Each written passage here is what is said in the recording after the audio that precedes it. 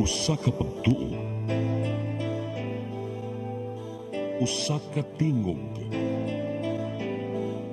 usa ka katawhan.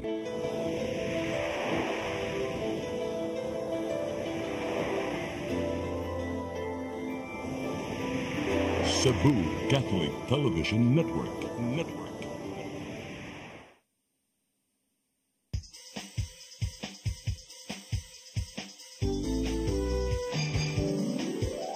Hello Cebu, maayong buntag. Nagsungtang ang kahayag nga nagsugid sa matuod, kadagan sa panghita po. Hello Cebu, maayong buntag Pinoy.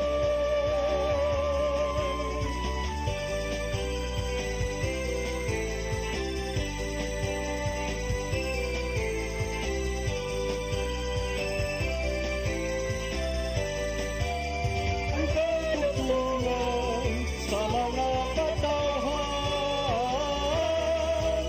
Hello Cebu, hello Cebu, maayong buntag Pinoy, maayong buntag Pinoy, maayong buntag Pinoy.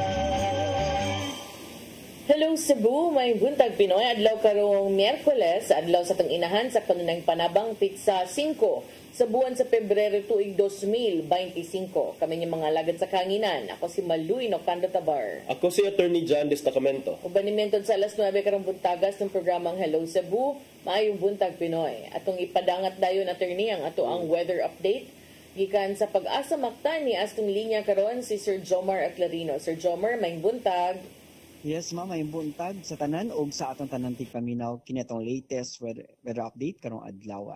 Ang atong amihan or northeast monsoon paday nakaapekto sa may lalawigan sa Luzon o kining easterlies na hangin gikan sa dagat Pasipiko nakaapekto sa bombahin sa atong nasod. Atong weather condition sa Central Visayas, lakip na ang probinsya sa Cebu, makasinati generally fair weather, gawas ini ng mga patak-patak ng mga pag-ulan o kini mga localized thunderstorms. Sa ay magdala kini ng kusog ng mga pag-ulan na posible ang flash floods or landslides, ilabi na sa mga identified na mga vulnerable areas. Padayon ta mag-monitor sa mag-i-issue ng mga thunderstorm or rainfall advisories, lakip na ang color-coded na heavy rainfall warnings. Hinay nga ito na sa kasarangan ng hangin masinati sa Visayas o nakadagatan malinawan nga ito na sa kasarangan ang pagbalod. Temperatura sa Cebu 26 to 31 degrees Celsius, haring adlaw mo salop alas 5:50 sa hapon, ang dagat mo tao mo niya alas 3:24 sa hapon, muhunas sa alas 10:19 sa gabi. Philippine Standard Time alas 8:09 sa buntag gikan diri sa Mactan, aga sa Visayas, DOST Jomar Aclarino. Dagang salamat Sir Jomar Aclarino. Maayong buntag yung tanan din sa Pag-asa Mactan. Karon arita sa ato ang front pages sa mga pamantalaang lokal ug nasyonal atong sugdan sa Sunstar Daily. Sa Sunstar Daily, Capital to file raps versus DPWH over delayed road projects. Sa Super Balita, 15 anyos nga giingong gun for hire na rescue. Sa The Freeman, Capital to sue DPWH executives for ignoring provincial ordinance. Sa Banat News, 15 anyos nga hitman na rescue, maoy nagpusil sa ulo sa babay, drogas ang motibo. Sa Philippine Daily Inquirer, PhilHealth chief replaced in wake of ouster calls. Sa The Philippine Star, new PhilHealth chief named. Sa Manila Bulletin, Marcos warns versus tax fraud. We will hold those who circumvent our system accountable. Og sa Tempo, Black Dollar Men fall. Mao katong front pages sa mga pamantalaang lokal ug nasyonal. Sa mo pagbalik ka may padangat kaninyo mga balita nga nahipos tong kaubanan sa CCTN News and Public Affairs team. Please stand by. Hello Cebu, maayong buntag Pinoy, maayong buntag Pinoy, maayong buntag Pinoy. Discover the beauty of the Philippines.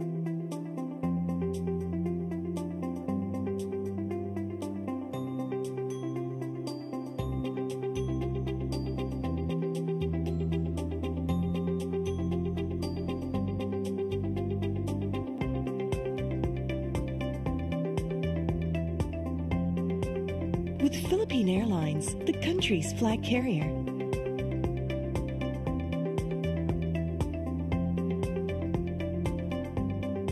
The airline that lets you feel the warmth of the nation.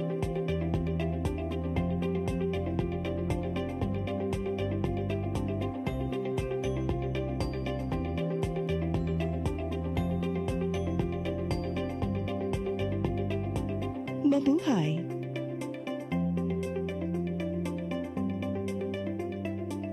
Welcome to CCLEX, the future of toll bridges, where safety, convenience, and cutting-edge technology come together seamlessly.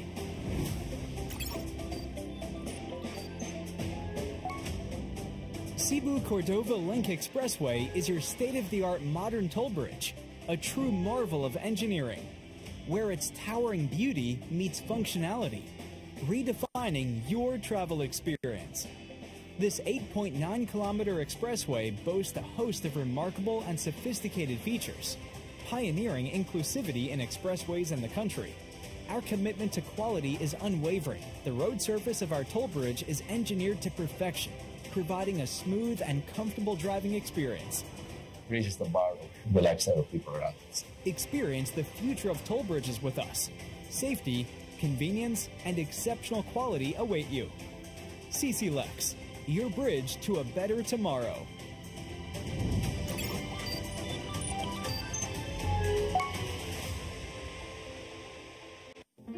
I am the God that healeth thee. I am the Lord, your healer. I sent my word and healed your disease. I am the Lord, your healer. I am the God that healeth thee. I am the Lord, your healer. I sent my word and healed your disease. I am the Lord, your healer. I am the God that healeth thee. I am the Lord, your healer. I sent my word and healed your disease. I am the Lord, your healer. I am the God that healeth thee. I am the Lord, your healer. Hello, Cebu. Hello, Cebu. Maayong buntag, Pinoy. Maayong buntag, Pinoy. Maayong buntag, Pinoy. Balik sa Hello Cebu, mayong buntag Pinoy, ug karon sa atong mga balita. Nagunas tong mga balita karong buntaga, moabot sa 200 ka mga botante ang gitangtang sa Commission on Elections sa listahan sa mga rehistradong botante sa syudad sa Mandaue. Sagad kanila mga ni-transfer na gikan sa laing lugar o nangamatay na. Ang kasayuran ihatod ni Mary Rose Sagarino. Nakuhaan og kapin 200 ang mga rehistradong botante sa syudad sa Mandaue. Kinihuman gipangtangtang sa Commission on Elections sa ilang mga pangan sa listahan tungod ni balhin na sila og rehistro sa laing lugar o baka nangamatay na. Matud ni Attorney Ana Flor Gohilde, ang election officer sa Comelec Mandaue, nga aduna usab gipangtangtang ang mga nagduble ang registration. Ang purpose rin nato para di siya kabutar diri, nya butar po siya kung asa siya na rehistro kay ni transfer na di ay siya, especially if duol ra gani ihang girehistrohan. So let's say Mandaue City siya, ni transfer siya Cebu City, so duol ra kaayo. So pwede siyang mubutar Cebu City, pwede po sa Mandaue. So mo na nga ato siyang i-cross out. Nagpadayon ang pagtangtang o pag-cross out sa COMELEC sa ubang mga botante. Tinguha nila nga mahuman karong Huwebes. Giklaro usab ni Guhilde nga dili sila gilayon makatangtang sa mga botante nga namatay na. Matud niini nga igo lang sila nagtan-aw kung unsa man ang ipasa sa local civil registrar o kung adunay mopahibaw nila nga mga tagtungod. Ako lang i-clarify no na magoy uban mo ingon nga ang listahan o kanang ang patay na apalagi sa lista. Probably because this person died outside Mandaue City. So let's say namatay siya sa Cebu City kay niadto siya sa Changwa, Cebu City, no? So ang iyahang fact of death ngadto gi-report sa LCR Cebu City. Matud pa ni Guhilde nga kung walay makapahibaw kanila, mawala lang sa listahan ang botante nga namatay na tungod sa kapakya sa pagbotar sa nagsunod nga duha ka eleksyon. Mary Rose Sagarino, CCTN News. Samtang kapulisan sa Dakbayan sa Sugbo, naka-imbargo og 24 ka mga armas sa pagpadayong pagpatuman sa COMELEC gun ban. Ilang kapasigarbo nga miubos ang crime statistics sa syudad sa tibuok buwan sa Enero itandi sa susamang buwan kaniadtong milabaing tuig. Ang kasayuran ni hatod ni Arnold Bustamante.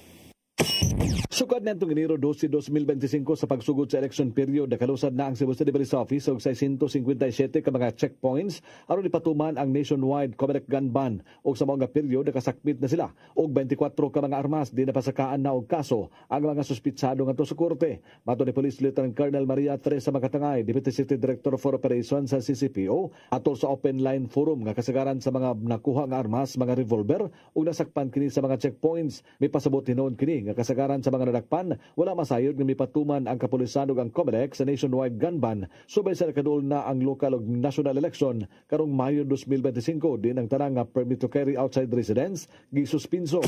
Dili na to tanaw dayon that these are individuals na naadayoy criminal tendencies. Most likely wala sila kasubay that there is already a gun ban in place. So ma-intercept sila panahon sa checkpoints. And we have to implement the law and file cases against them. So usbo na to, ngayon effect ang gun ban and dili ta pwede magbitbit o maski asa na armas even if naapatay PTC-4. So muna ato ang ganahan nga ipasabot sa tanan nga nila. Samtang gipasigarbo usab sa CCPO nga miubos karon ang krimen sa Dakbayan sa Sugbo kon itandi sa susamang period sa niaging tuig.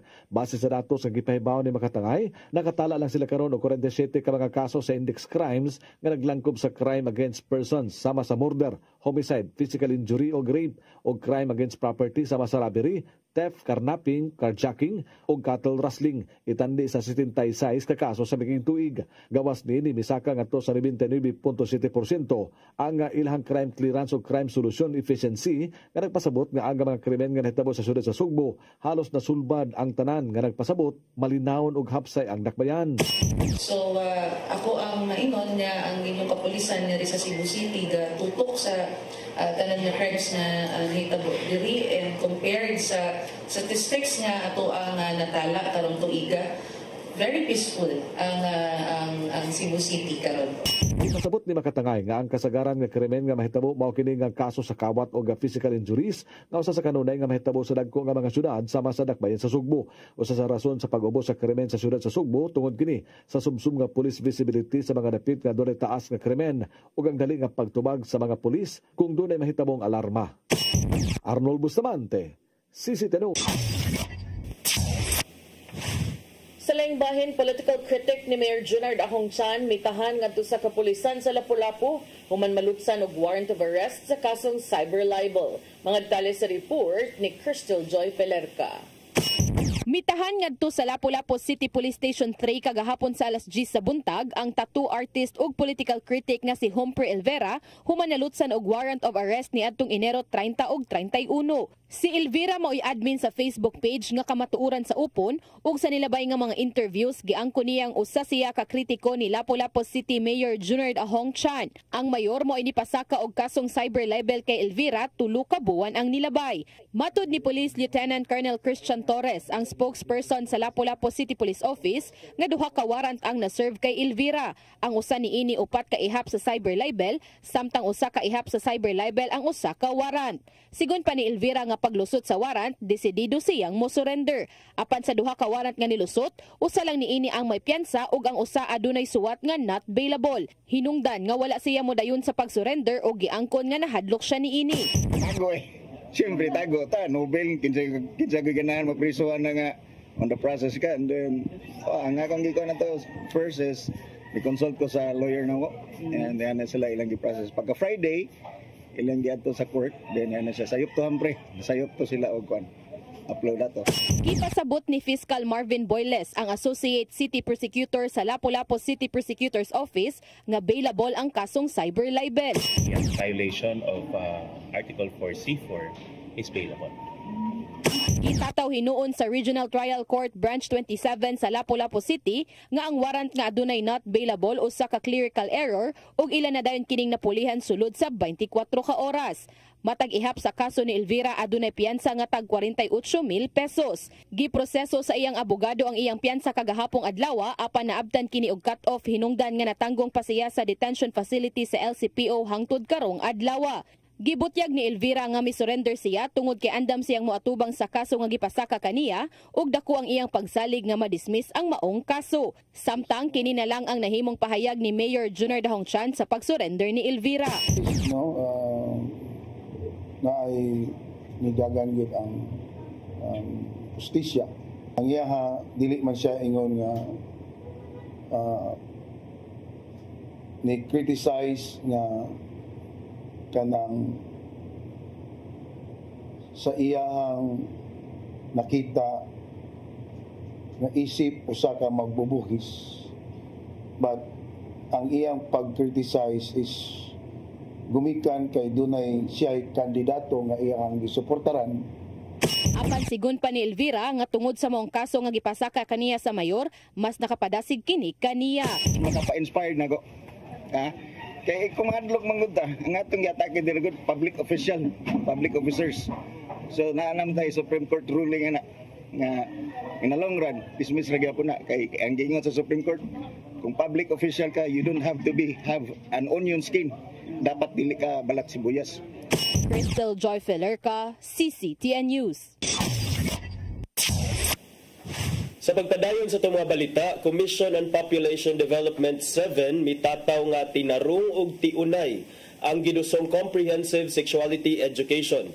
Nakita nila kini isip usa sa mga sulbad sa nagkasaka ug nagkabata nga kaso sa adolescent pregnancy. Ang kasayuran ihatod ni Gian Navarro. Gitataw sa mga kadagkuan sa Commission on Population Development 7 nga tinarong gyud ang gidusong Comprehensive Sexuality Education sa tunghaan. Gipasabot sa Assistant Regional Director nilang si Darlene Remolino nga usa kini sa mga estratehiya sa ahensya aron pagsulbad sa nagkabatang adolescent pregnancy nga natala sa palibot. Taliwa sa pagkwestiyon sa mga konserbatibong tao, institusyon o mga politiko. Nakita sa CPD-7 nga tinarong gyud ang matang sa pagtudlo bahin sa sexualidad. Sa datos sa PSA niadtong 2022, kapin 11,000 ang natalang insidente sa sayong pagmabdo sa Central Visayas, diin nagagikan sa Cebu Province ang labing daghan.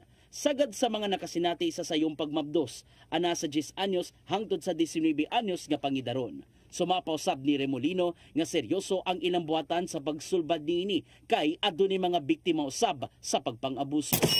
Nga gipush gyud nato para mas mapalig-on ang ato ang mga initiatives, and then mas ma-adapted po siya sa mga required na mga agencies and stakeholders nga mo cooperate para ma-address nato ang issue sa teenage or adolescent pregnancy. Upo sa gidusong CSE, kinahanglang gipahaom sa edad ug kultura ang pagtudlo, unsaon paglikay sa sayo nga pagbabdos o di ba ka, paglikay na usab sa mga sakit tungod sa pakigilawas. Wala hinoy angeng ikabalaka sa ubang sektor tungod kay tinarong ang matang sa Comprehensive Sexuality Education ngadto sa mga bata. We want our children to know unsa man gyud ang parts sa ilahang body to get to know how it functions, no, in relation to their health, in relation to their dreams and aspirations in life, how they are going to protect themselves, no, from threats and other risks, especially posed by not only their peers but also with other people within their community. Awang sa 27 ngadto sa mga ginikanan nga kung mahimo tarungon sa paghisgot bahin sa sexuality sa mga batanon kay pinaagi sa pag-amuma. Mas masabtan usab nila nganong angayang atimanon ang lawas aron kalikayan ang pagmabdos sa sayong pangidaron. Ato ang siguro natay gamay nga kauaw or kiwaw, no, when it comes to discussing these topics. If you are uncomfortable with this, you may request your local government unit, no? Especially ang atong mga local PopDev officers, local health officers, at ang mga nurses and midwives for information or even training. Navarro, CCTN News. Sa atong katapusang balita, duha ka managsuon na sikop sa operatiba sa National Bureau of Investigation kon NBI sa usa ka entrapment operation kabahin sa gayong illegal nga pagbaligya og wildlife species lakip ng endangered nga Philippine hawk eagle. Ang kasayuran ihatod ni Mary Rose Sagarino.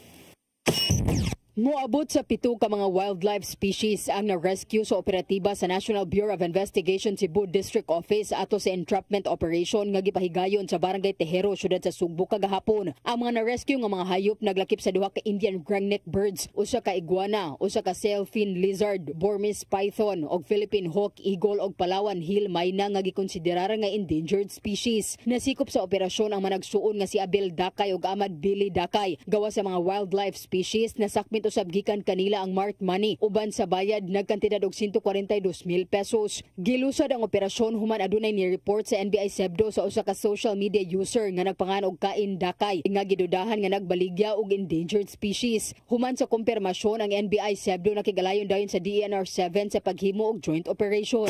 For verification bisa na ang i-report nga naani sila stall yun or tindahan aning mga birds sa ano kanang mga pwede man domesticate lang nga birds so nasa tindahan. So every once in a while na ako ni mag-inquire nga customer na ba mo ani nga langgam. So sila na daw sila yung nibuan nga nag-iya nga langgam or unsa man nga wildlife ilang atuon daw na and then ilang kuanon na sir di may baligya nga. So sila yung mangita if naapoy mo pa. Atol sa operasyon, gipangayuan ang managsuon og mga gikinahanglang dokumento apan wala sila'y nahatag. Ang trading karon actively done through the medium of the internet, no? So we will be strengthening our cybercrime patrolling of this trading of endangered species. Nasairan pinaagi sa verification sa DENR 7 nga ang mga managsuon walay mga permit sa pagbaligya og paghupot hinungdan sa ilang pagkasikop. Based on our records, the trade of wildlife is rampant since every now and then the office receives reports and emails regarding the sale or possession of wildlife. Sa ilang bahin ang mga managsuon nagkanayon nga igo lang sila nag-ahente aron makaporsyento og dili kini ila. Gihimakak usab nila nga nagbaligya sila sa mga endangered species pinaagi sa Facebook. Lahat na mi karon sir kay na ini order ana ba. Nangita sad mi. Kasi Mikaela kami dim na mo sir, di ko ano man amo na inangkat sad Mikaela sir.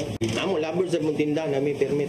Ay ni nangitag buyer na nangita sila ng gama. Kabaw mi illegal pero mi open na spisyo na ni open ang managsuon mag-atubang og kaso kalapasan sa Wildlife Resources Conservation and Protection Act, partikular sa pagnegosyo og pagtransport sa wildlife nga walay tukmang otoridad.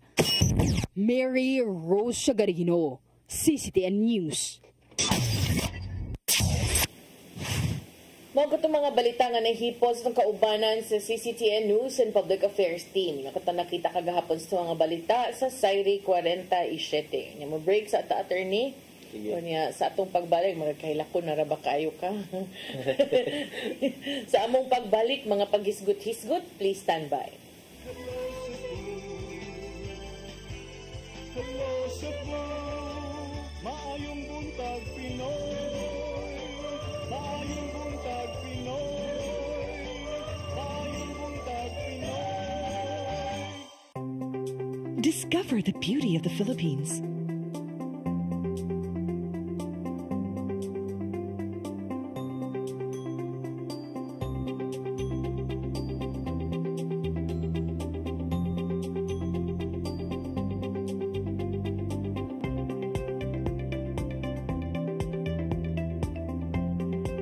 With Philippine Airlines, the country's flag carrier.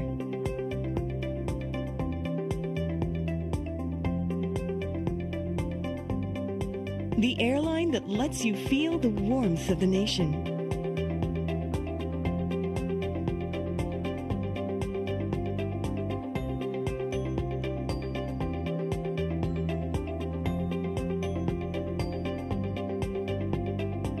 Mabuhay!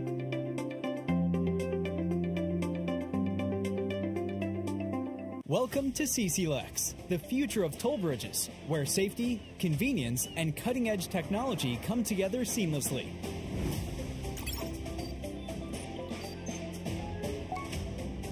Cebu-Cordova Link Expressway is your state-of-the-art modern toll bridge, a true marvel of engineering, where its towering beauty meets functionality, redefining your travel experience. This 8.9-kilometer expressway boasts a host of remarkable and sophisticated features, pioneering inclusivity in expressways in the country. Our commitment to quality is unwavering. The road surface of our toll bridge is engineered to perfection, providing a smooth and comfortable driving experience. Raises the bar of the lifestyle of people around us. Experience the future of toll bridges with us. Safety, convenience, and exceptional quality await you. CCLEX, your bridge to a better tomorrow.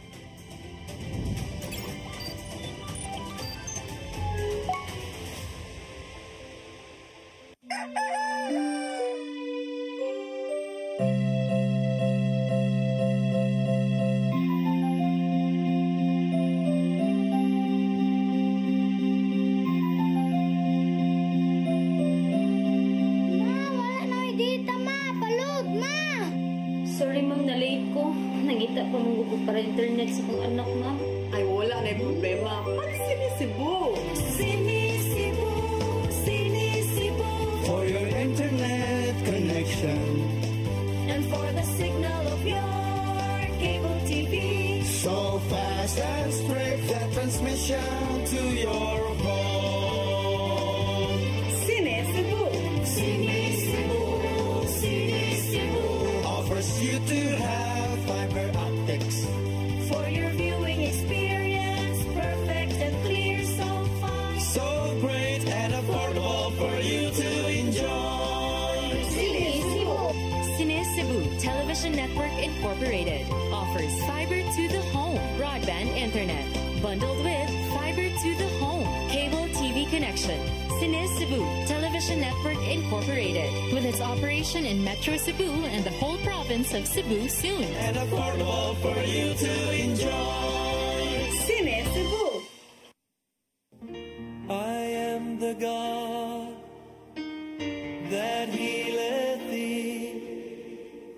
I am the Lord, your healer. I sent my word and healed your disease.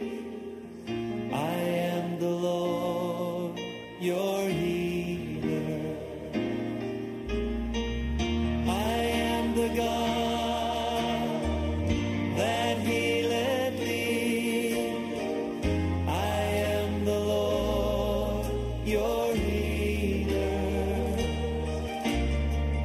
I sent my word and healed your disease. I am the Lord, your healer. I am the God that healeth thee. I am the Lord, your healer. I sent my word and healed disease. I am the Lord, your healer.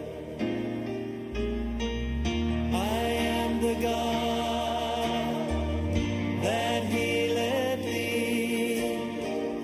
I am the Lord, your healer. Hello Cebu, maayong buntag Pinoy. Maayong buntag Pinoy. Maayong buntag Pinoy. Balik ta sa Hello Cebu, maing buntag Pinoy.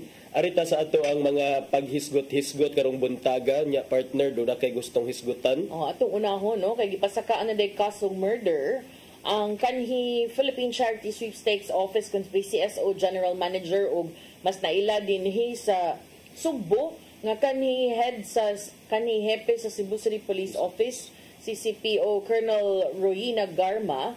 Gipasakaan na ni siya kasong murder, lakip usab ang resigned National Police Commissioner or NAPOLCOM Commissioner Edelberto Leonardo, kabahin kini sa pagpatay kang PCSO Board Secretary Wesley Barayuga. Ang maong mga kaso, murder o frustrated murder, gipasaka sa Criminal Investigation and Detection Group. Unya, the same organization nga ihang kasakupan kani adto no kay before sad nahimo mo sad ni siyang CIDG nga head. So ang kaso gipasaka sa CIDG ug sa National Bureau of Investigation ngadto sa Department of Justice niadtong Lunes, Pebrero 3, 2025. Gawas ni Garma, lagip sa gipasaka ang kaso mausab si Police Lieutenant Colonel Santi Mendoza, ang gidismiss nga police officer nga si Nelson Mariano, Jeremy Zapata Kausapin alias Tox alias Loloy, and a John Doe. So, takabaw kinsa nilang gipasabot nga John Doe, no? Niadtong Septembre, si Mendoza kay namduman, may tumbok nga si Garma o si Leonardo mo ay mastermind sa pagpatay kang Barayuga ni adtong Hulyo 30 tuig 2020. Matud pa gitawagan si ni Leonardo ni pahibaw kaniya nga aduna sila'y special project kabahin sa usa ka high value individual nga gituhuang nalambigit sa illegal nga drogas taliwa sa crackdown against illegal drugs ubos sa administrasyon ni kanhi Presidente Rodrigo Duterte. Matud ni Mendoza, si Garma mo'y naghatag og intelligence kabahin sa maong operasyon. Og si Kausapin og si Mendoza maoy gitumbok nga may pahigayon o ni-execute sa killing. Si Garma o si Leonardo kanumduman puros ni himakak nga nalambigit sila sa maong insidente. So karon murag ko nanay kaso nga na-file na. Ang pangutana asa man si Garma. Kana. Kay after adto nga wala na balita na kadungog asa na siya, di ba? And then knowing nga kini na file na against niya, so all the more reason siguro nga dili na lang siguro siya magpa Pilipinas. Pero I don't know gid ba what happened kay namingaw man. Yes, mao gyud. Ang last na to nahibaw-an, di ba, kung ako nasayop is nadakpan siya dito. Gi-block sa immigration sa dito yun sa airport. Apprehended man to ang term, no? But no picture, no update, no news even of her coming home, being extradited or whatever. Wag yun. Mao to last. Mao gyud partner. And then kaning iyang giatubang nga kaso karon, well, dili raman siya kay doon na may daghan. Murder or frustrated murder. Yes. So, basig dunay mo ingon diha ba nga, legitimate man to because it was born out of a murag legitimate nga police operation considering nga it was in connection with the war against illegal drugs. Well, ato lang i-remind ato mga viewers nga hangtod karon ang kanang extrajudicial killings, if ever it was an extrajudicial killing, remains to be illegal or dili na siya sanctioned by law. Mao gani nga naatay murder, and exactly this is the reason why nga nung gipasakaan sila og murder, because bisan pa nalagi tay mga constitutional rights isip suspect, bisag suspect ba partner. Tinuod, sometimes man good, especially lately, mura makalimot man ang mga tao nga napaday ng ingon ana, mura na magsala na noon ang kuan ka sa mubarog sa katungod sa tao ba nga mabuhi ug magpabilin nga way sa kung wa pa nahukman sa korte nga nahisala beyond reasonable doubt. Yes. So karon kay doon na may mga charges in court, ambot mao na valid na imong pangutana partner because unsa may point sa pag file na to og mga kaso kung ang taralunon wala na noon diha, dili na mapriso or dili na nato ma-achieve ang justice. And for the family of Barayuga, this is like a pila. Although di ta makaingon nga justice ni para sa but for sure they are happy with this development 3 years Better than after. nothing. Yes. Better than nothing kay kining murag and then magpasalamat sa ta siguro sila ni atong investigation quote unquote in aid of legislation because tungod ato kinsay ni tribukar sa kuan partner sa katong plot to kill Barayuga allegedly during the investigations. Katong ilahang sikit sa to Mendoza. Mendoza. Who used ako tong gi-mention ko ganina na ato sila kuan. Na ato sila gi-mention nga name. So mao na ni ang uban nga makasasa nga dunay gi taguan usahay makakuan na mahadlok na silang sipot aning mga investigation in aid of legislation kay takahibaw kung unsay mga ipang sulti diha sa mga resource persons good nga mga very sensitive information or mga information that could put you in bad light or pwede ka mapasakaan og criminal nga case. But in this case, murder and frustrated murder, February 3 na file, so that's just 2 days ago. Ato ning sundan kung unsa no kay if there's anything kuan, this is a good development para nako.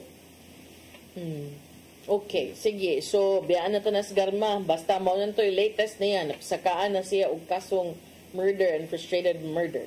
Okay. Arita sa lain nga hisgutanan partner. Wa man day gisipot. Excited na kaayo unta to ang ato ang mga legislators, lawmakers nga excited jud. Excited sila. 42 gud ka buok mga vloggers nindot unta to nga content. Iman ka. O nindot to nga content.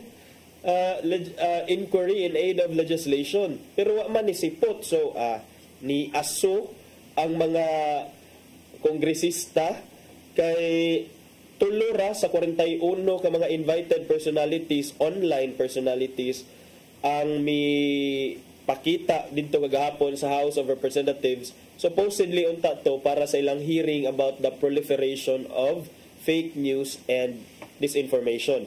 So, mayo kay pagkasuko ni matod ni Chairman Representative Dan Fernandez, ang chairman sa Tri-Committee of the House of Representatives, matod niya nga ilahan nang gipa-submit og excuse igo ra ni submit og mga excuse letters kuno ang katong mga wala ni sipot tulo. So sa ato pa tulo sa 38 ka buok ang absent. Ang usa si kining gitawag gipanganlan og Trixie Cruz Angeles, who served as President Marcos's first press secretary, mi question gani sa legality sa ilahang gipahigayon nga kining mga deliberation at the chamber.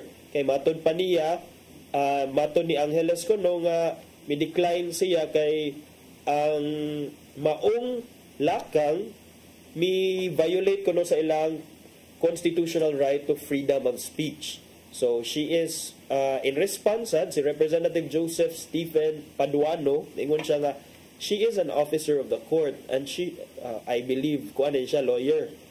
She is an officer of the court and she should respect the constitutional duty of Congress. I move that we will consult the legal department of this house for a possible disbarment case against Attorney Angeles.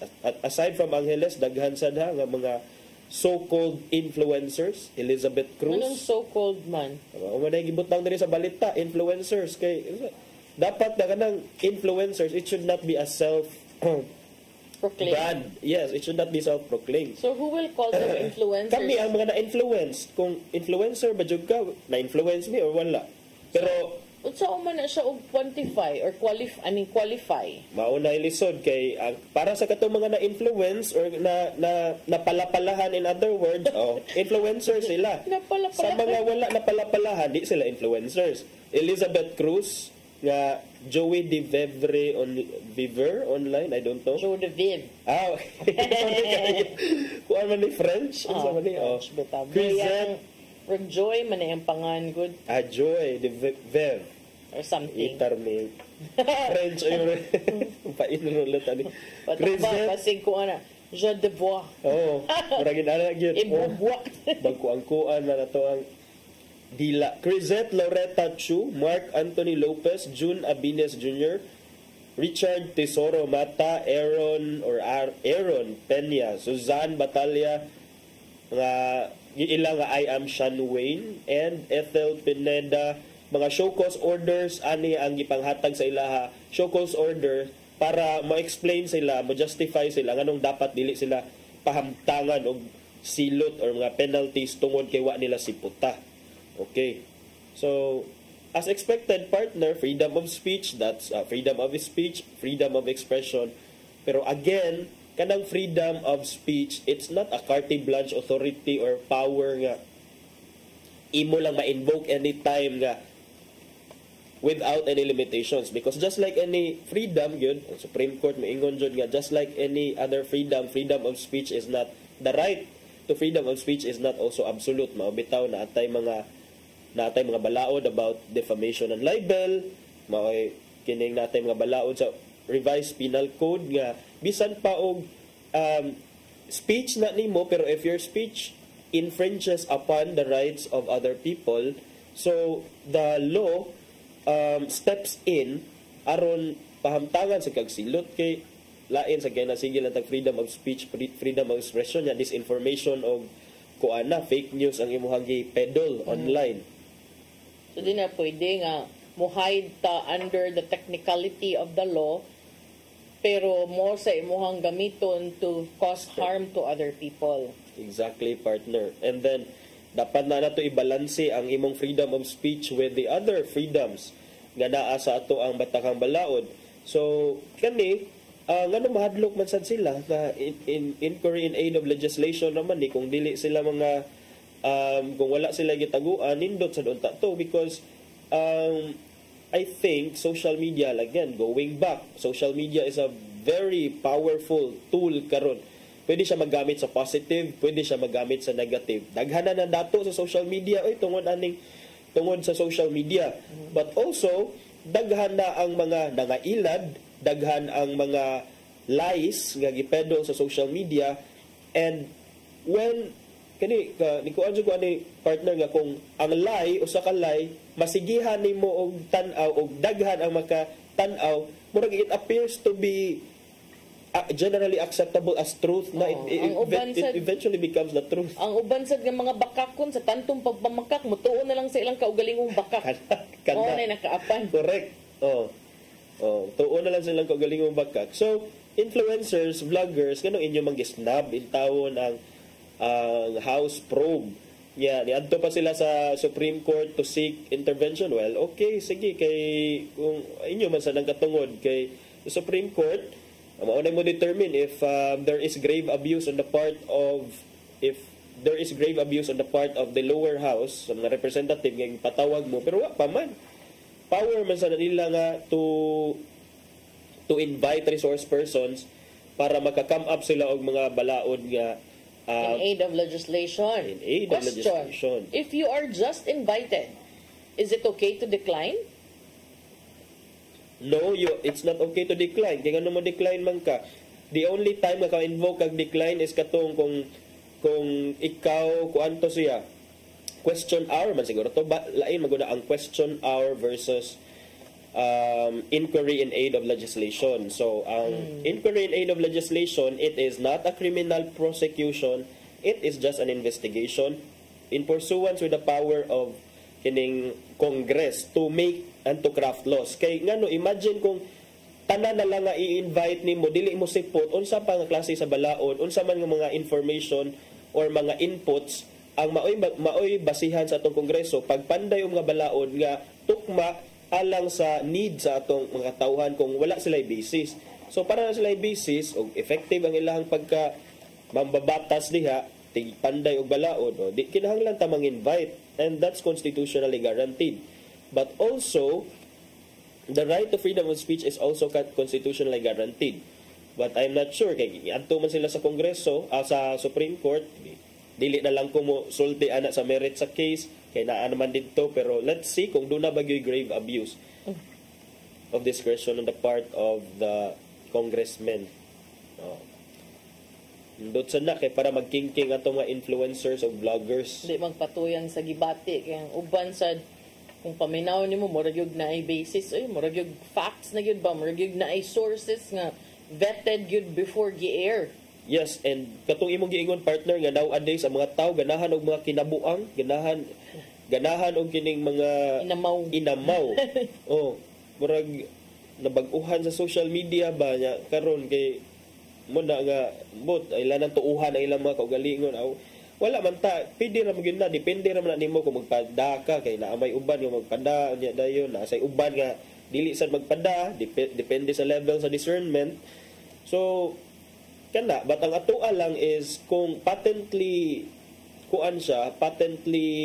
fake or lie or this or a matter of information nga meant to unsa ni mga impormasyon nga meant to targeted nga information kaayo ba. So maybe kinahanglan sa taog mga stricter regulation para ana. No na. Kay kuan pod ang uban ra ba or kasagaran gyud sa younger generation do not even already have the patience and do not even already know how to like verify from proper sources. Mura nag learning from SOCMED na lang because it's more convenient. Yes. As if everything they see on social media is true. Na dili ra bag yun. Okay? So, maura na partner ang update. So, paabot ta kung doon na unsay tubag nila sa mga show cause orders. Kay basin unyag kung dili masatisfy ang mga kongresista, kasi pahamtangan sila og contempt. Aning ilahang di or wa pagsipot sa maong investigation against fake news. Doon dapat mo tayo oras unsa napakadihay gusto ipasupot. Okay na ko adto. Pero okay na kaadto. Ug na kay gustong ipuno pa dira po. Unsa may mga chika-chika sa local partner kay hapit na election lang. Hapit namang election wa pay ni galaw diha sa baso, wa pay ni daghan naman, iyahay naman, sige na magpulong-pulong. Sige na pulong-pulong. Taon-taon na. Ko Mayor Mike Rama na to, dito siya sa kining merkado sa Inayawan ba to? Or merkado sa dito sa South. Nagkuan man to. Nagpalit naman tong isda sa sunod sa merkado. Kaan lang, daghan na kayo ron og kanang kusog kay mga og karinderya ba? Anya? Ako mukhaon ko karinderya. Mukhaon sa karinderya. Na ako'y mga paboritong karinderya. Ingna ko asang lugara, di ba? Ingnon te ka asay lami dira. Pero ang akong makatawaan ba, kaning uban mga politiko, anong dali mo kanis lang mga karinderya kunting eleksyon niya. Maabot ra ba sa social media? Mahibong lantanan. Gano'ng maabot sa social media ang pagkaon sa karinderya. Of course, kay sa the rest of the year, basta dili election, marang ambot, asan ni sila mga on. Ay, talang po, og tinuod yun. Kinamsay, uban akong nailahan, nga malingaw, yun tinuod. Kay, akong kaniadto, kanang makauban mo niya, imong kanasa ka day, mukaon guguan, adto ko sa Susans, kay, kanang kaon ko, sana, balbakuha. Kuyog ko, yung tanan mo, dili din ni Char-Char, tinanood ko din ni. Nasa uban, nga marag, Char-Char lang sad. So, tarong agpili as always para dili magmahay. So katong gani natin ni ba last lang yun. Katong niingon ang katong kaning critic ni Lapu-Lapu City Mayor Junard Ahongchan, ingon siya nga dili siya mahadlo kusting giingon kay ang atong gitira, mga atong gibirhan kining mga government officials and should not be onion skinned. But the fact nga nalutsan siya warrant for cyber libel means there is enough cause or basis for the filing, di ba? Yes, naa. So, kanang moingon ka og onion skinned, does that give you the clearance to be liable for cyber libel and that it would be okay?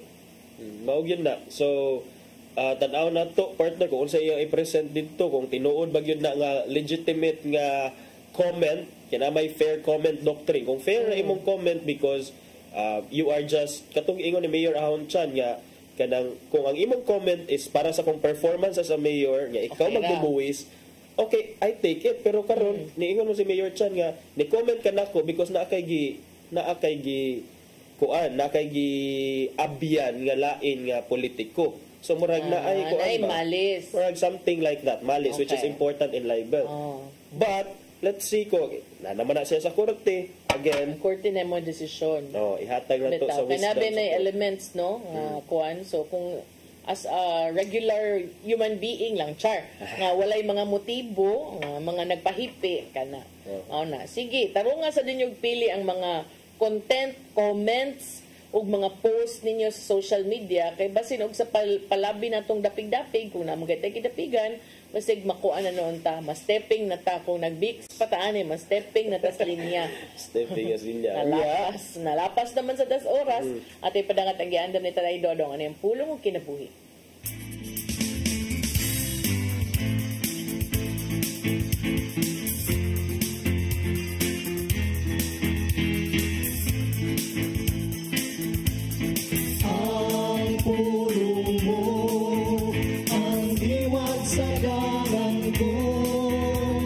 Sa Mateo 25:40 ng ingon, sultihan ko kamo nga sa matag higayon nga maghimo kamo nini alang sa kalabing ubos nini akong mga igsoon, gihimo ninyo kini alang kanako. Ang atong paghimo mayong butang ngadto sa ban samara nga si Jesus ang atong himuan nini. Gani sa Mateo 25:35 nga naging man, gigutom ako ug inyo akong gipakaon. Giuhaw ako ug inyo akong gipainom. Tumuduong ako ug inyo akong gidawat sa inyong mga balay. Hubo ako ug inyo akong gibistihan. Nang masakiton ako ug inyo akong gialimahan. Nabilanggo ako ug inyo akong giduwa. Kini mga pasumbingay lamang ni Jesus aron ipakita kanato nga ang bisan unsa nga atong gibuhat sa atong isikaynon samara nga kini atong gibuhat kadto kaniya. Busa dili mayong mudaw-daw kita sa uban. Hinuon gugma mo'y atong ipatigbabaw sa tanang higayon sa atong pakiglambigit sa uban. Doon ay mga tao nga ganahan kayo mutabang o muhatag og serbisyo labi na kung ang ilang ngalan ipahibaw. Kining bahina mo'y angay natong bantayan. Dili ang imong gihimong aksyon ang minungdanong alang sa Ginoo. Hinuon ang iyang gitanaw mo ang disposisyon sa imong kasing-kasing sa dihang mitabang ka. May suon, mao kini ang pulong nga maghatag og giya sa atong kinabuhi. Magampo kita. Pagitong amahan, ang imong gihimo nga paghatag sa imong gugma nga way sukod alang kanang tanan mo'y angay namong sundon. Himuang malumo ang among kasing-kasing sama sa imong kasing-kasing aron kini mapuno sa gugma o mapaambit na mo kini dito sa uwan. Amen. Sa samahan sa anak ng Espiritu Santo. Ang pulong mo, ang iwag sa dalan ko. Pulong kinabuhi ni Tay Dodong Limchua mo nagtapos sa itong tulumanon. Dagang salamat sa Philippine Airlines. Thank you Archbishop Jose Palma, Nanay Diana Limchua ug Tatay Dodong Limchua. Thank you Sir Danis Tabar, mga kaubanan sa TOC, Sir Robert, Miss Inday, Sir Matmat, Miss Mabel, Miss Joanne. Sir Michael, Sir Rodel, Sir Raymond, Sir Bruce, ug Sir Ferdy. Salamat. Salamat sa inyong pagkiguban. Ako si Malu Inocando Tabar. nga best in floral. Floral para lahos. Para lahos. Ato si Attorney John Destacamento. Nga best in. Nga best in. Hilak. Uba ni may ugma sa programa nga Low Cebu. Mayong buntag, Pinoy. God bless us all.